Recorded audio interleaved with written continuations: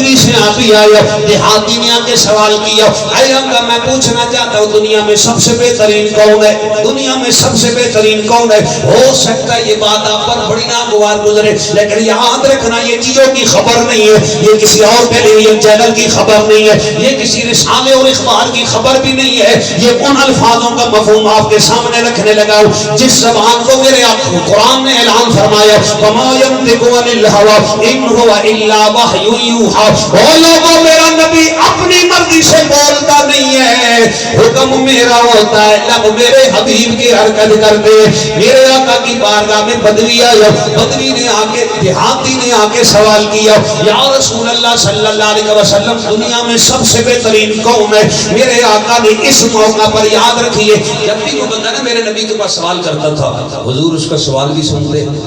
سوال سننے کے بعد اس کے دل کو بھی دیکھتے, اس کے دل میں اس سوال کے متعلق کیا ہے. صرف دل کو نہیں دیکھتے, میرے نبی اس کے دل کی پیچھے پہلے والی کیفیت کو بھی دیکھتے تھے کہ اس سوال سے پہلے اس کے دل کی کیفیت کیا تھی. حضور سے یہی سوال کہ دنیا میں سب سے بہترین کون ہے, مختلف مواقع پر صحابہ نے کیا, مختلف, حضور نے مختلف جواب دیے. کیوں؟ جیسا سوال کرنے والے کے دل کے پیچھے مقصد ہوتا تھا, میرا نبی ایسے ہی جواب دیتا تھا. اس موقع پر دیہاتی پوچھتے یا رسول دنیا میں سب سے بہترین کون ہے؟ اسی بادشاہ ایم ایل اے تھے, ایم پی اے رکھے ہوئے تھے, سب تو بہترین نہیں. کہ بدماش جڑے نے ڈاکو لٹیرے ایسے سب تو بہترین نہیں. ایسے ہی ہے جو قوم کا سارا پیسہ ہڑپ کر دے گا نا, یہ بڑا بہترین ہے, یہ بڑا بہترین ہے. جاگو جاگو خدا کے بندو جاگو, تھوڑی سی ہمیں بھی تو جاگنے کی ضرورت ہے نا. کب جاگیں گے؟ کیا قیامت کے دن آپ سے پوچھا نہیں جائے گا؟ اللہ پوچھے گا. یہ بات یاد رکھیں, یہ وطن کے متعلق سب سے رب ذوالجلال زیادہ پوچھ کرے گا. کہ قرآن کہتا ہے ان اللہ یامرکم ان تؤدوا الامانات الی اہلھا, تو قرآن کا فیصلہ ہے, اللہ پوچھے گا. اگر ہم غلط فیصلہ کر کے جائیں گے پھر جواب کیا دیں گے وہاں؟ سنیے حضرات, آقا دنیا میں سب سے بہترین کون ہے؟ میرے آقا نے فرمایا دنیا میں سب سے بہترین وہ نوجوان ہے جو ہے نوجوان لیکن اپنی جوانی کو بڑھاپے کے اندر اس نے ڈال کے رکھا ہوا ہے. میں نے کہا نا بات دشوار ہے, کہو ذرا سبحان اللہ. سبحان اللہ تو اس طرح کہتے ہو جس طرح کو مجبور ہو پہ بس کر دیے. وہ بادشاہ بولو تو صحیح ناراض ہو گئے ہو, وہ کہو سبحان اللہ. وہ سبحان اللہ کہنے نال بندہ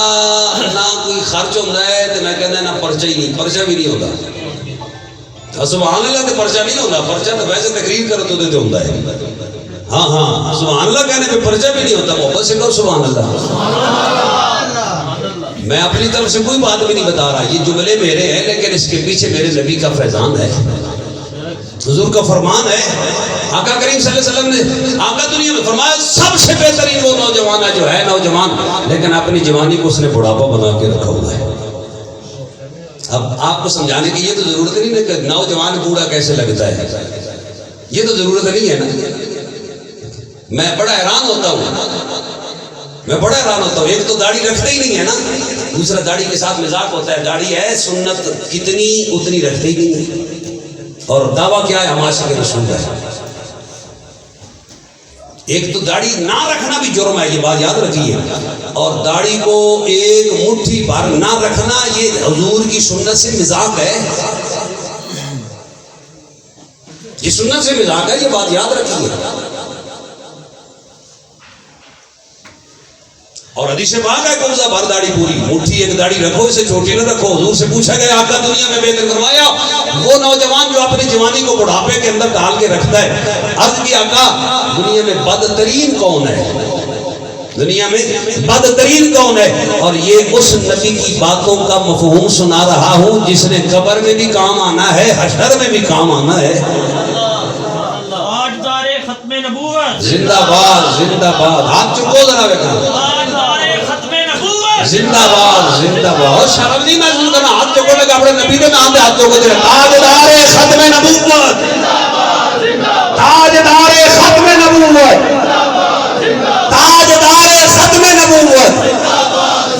تسی ہاتھ بعد سو سویٹر جو پائے نے جیب جو پائے نے دیسے واسطے تو جناب کافر شیر ہو گئے نے وہ نہیں ہاتھ چکو دسو ایسی نبی دے پہرے دار زندہ ہوا نبی کے پہرے دار زندہ ہیں جاگنا چاہیے بادشاہ میرے پیو نے کو گال کٹے میں انہیں جان دینا کسے پاس جس کی خاطر ہمیں اللہ نے سب کچھ عطا کیا اسے لوگ باتیں کرتے رہے اور ہم خاموش بیٹھے کیوں خاموش بیٹھے یہ کمزوری آپ کی ہے یہ جو حضور کی سیرت اگر آپ بنا لیتے نا جس طرح سورت سے ہم پیار کرتے ہیں اگر سیرت سے بھی پیار کر لیتے نا تو حضرات میرے آقا کا فیضان اتنا ملتا کسی کافر کو جرت نہیں ہوتی کہ بات کر جاتا اور 70 سال ہو گئے پاکستان میں بھی آپ نے ان کے ایجنٹ ہی بٹھا رکھے ہیں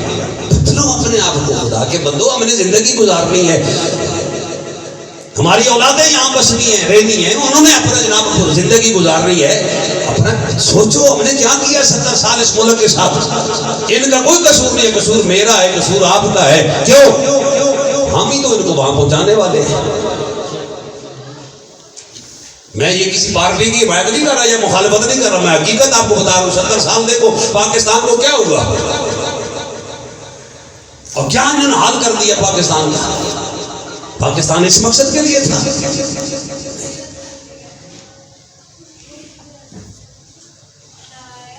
پھر ہم نعرہ لگاتے ہیں پاکستان کا مطلب کیا سناؤ کیسی بات ہے میں تو کہا کرتا ہوں اسمبلی کے باہر جاؤ گے تو بڑو کلمہ لکھو لا الہ الا اللہ محمد رسول اللہ اس کے نیچے سے یہ سارے گزر کے جاتے ہیں جن کو کلمہ پڑھنا آتا ہی نہیں ہے یہ اسلام کا نظام لائیں گے کہاں لائیں گے جن کو نماز سیدھی نہیں آتی وہ کہتے ہیں سیاست اور ہے اور دین اور ہے میں نے کہا لعنت ہے تیری زندگی پہ یہی تو وہ تجھے جرمنی کا وہ جو مسٹر ایکسن تھا وہی تو یہ دے کے گیا تھا کہ دین کو الگ کر دو سیاست کو الگ کر دو اگر سیاست کو دین سے نکالو گے تو نبوت کی ساری شکیں پوری نہیں ہوتی مجھے پوری کر کے دکھاؤ یہ بات یاد رکھو اگر سیاست کو دین سے نکالو گے نا کیوں میرے نبی سے بڑا کوئی سیاستدان ہے کوئی آج کلمہ پڑھنے والا نہیں کسی حکمران سے بھی جا کے کہے سینے پہ ہاتھ رکھ کے کہے حضور سے بڑا فلاں بندہ جو تھا وہ سیاستدان تھا نہیں ہم مانتے ہی نہیں ہیں اور کافر بھی نہیں مانتے کافروں نے بھی اپنی کتابوں میں حضور کو سب سے اوپر لکھا ہوا ہے کہ سب سے بڑے سیاستدان سب سے بڑے سیاستدان تھے ہمیں پتہ ہی نہیں ہے وہ کہتے ہیں یہ دین کی بات نہ کرو میں کیوں نہیں دین کی بات کر دوں ماما لگتا ہے جب تک دین سیاست دین کے اندر تھی نا جب تک سیاست دین کے اندر تھی حضرات ابو بکر بادشاہ آتے رہے عمر بادشاہ بنتے رہے عثمان بادشاہ آتے رہے حیدر کرار بادشاہ آتے رہے حسن حسین بادشاہ بنتے رہے جب دین سے سیاست کو الگ کیا تو یزید آ کے بیٹھ گیا ہم نے ان باتوں کی طرف غور نہیں کیا ہمارا دور چلا گیا یہ میرے دل کی آواز تھی جو آپ تک پہنچانا چاہتا تھا اتفاق سے یہ ذہن میں آئی ہے تو باتیں کر رہی سنیے عرض کیا اللہ دنیا میں سب سے بدترین بندہ کون سا ہے بہترین کا تو پتہ چل گیا بدترین کون سا ہے میرے آقا نے فرمایا اے میرے صحابی دنیا میں سب سے بدترین وہ بوڑھا ہے جو ہے بوڑھا لیکن اپنے آپ کو جوان بنا کے بیٹھا ہے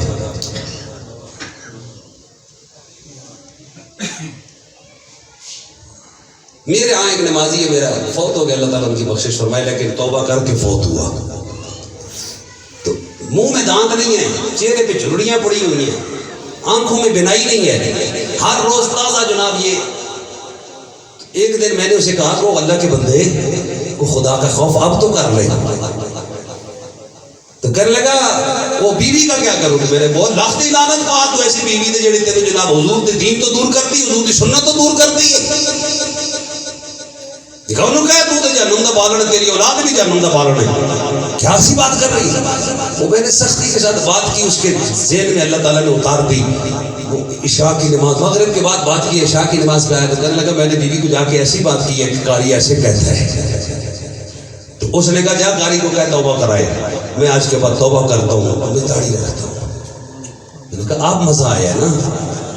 یہ ظلم نہیں ہو تو مسلمان کیسا ہے تو اپنے نبی سے پیار نہیں کر سکتا اگر داڑھی منڈا بندہ کہے نا کہ میں داڑھی کے بغیر بڑا خوبصورت لگتا ہوں تو یاد رکھیے میرا نبی رب کا محبوب ہے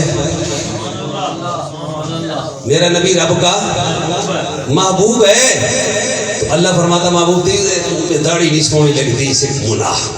اسے کسادے ختم داڑھی نہیں سونی لگتی نہیں میرے رب نے کہا میرے سارے نبی داڑھیوں والے ہیں کوئی داڑھی کے بغیر ہے ہی نہیں اس دنیا سے پیار کر کے بیٹھے ہو یاد رکھنا اعظم چشتی نے بڑے پتے کی بات کی ہے وہ کہتا نائے مہدی خزانے تیرے نائے حسن جوانی تیری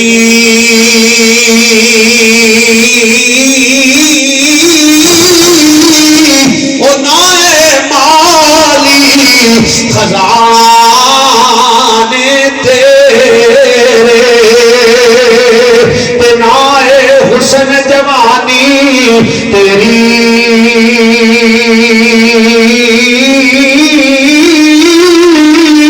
وہ جس دو مالی اسے لے جانا تو تینو ایویں ہی رسی بتھیری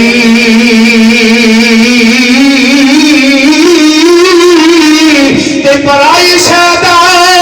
مال کی کرنا وہ جڑی نہ تیری تے نہ میری اعظم سب کچھ چھڑ چھڑا کے سجاوڑ نہیں وچ بندہ کہتا میں نے 4 منزلہ مکان بنا لیا مجھ سے بڑا ہے کوئی نہیں میرے بھائیوں میں یہ قبرستانوں میں پھرتا رہتا ہوں کبھی اس قبرستان میں کبھی اس قبرستان میں ایک دن میرے بچے کو کہا چل بھی چلیے یار یہ فوجیوں کو قبرستان دیکھ کے آئے بڑے بڑے جرنیل لیٹے ہوئے ہیں وہاں دیکھ کے آئے پیدا کرنے والے کی قسم اٹھا کے کہتا ہوں ہمارے قبرستان ان قبرستانوں سے کہیں زیادہ اچھے ہیں یہاں پھر بھی کوئی نہ کوئی فاتحہ پڑھنے والا اور